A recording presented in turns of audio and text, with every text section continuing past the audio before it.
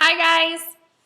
We are only 2 chapters away from being done with the Magic Treehouse Dinosaurs Before Dark. I hope you're enjoying this one.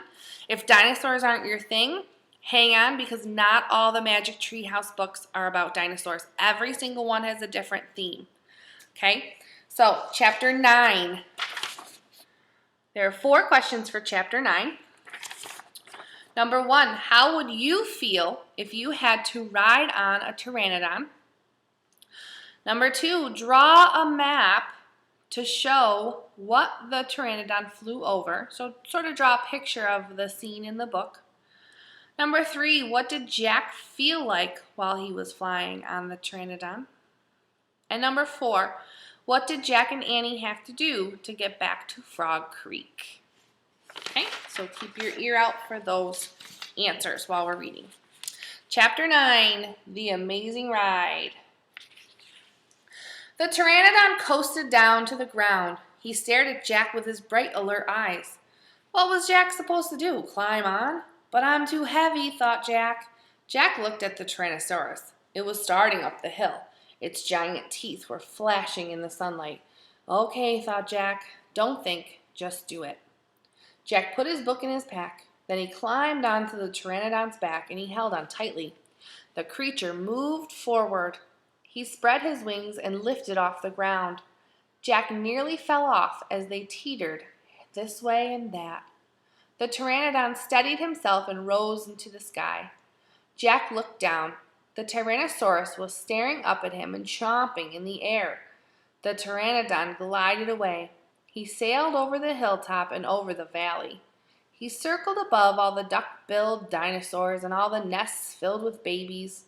Then the pteranodon soared out over the plain, over the Triceratops, who was grazing in the high grass. Jack felt like a bird. The wind was rushing through his hair, and the air smelled sweet and fresh. Jack whooped and laughed. He couldn't believe it. He was riding on the back of an ancient flying reptile. The pteranodon sailed over the stream and over the ferns and bushes. Then he carried Jack down to the base of the oak tree.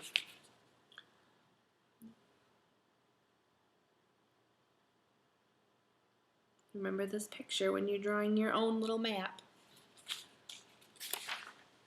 When they came to a stop, Jack slid off the creature's back and landed on the ground. The pteranodon took off again and glided into the sky. Bye, Henry, called Jack.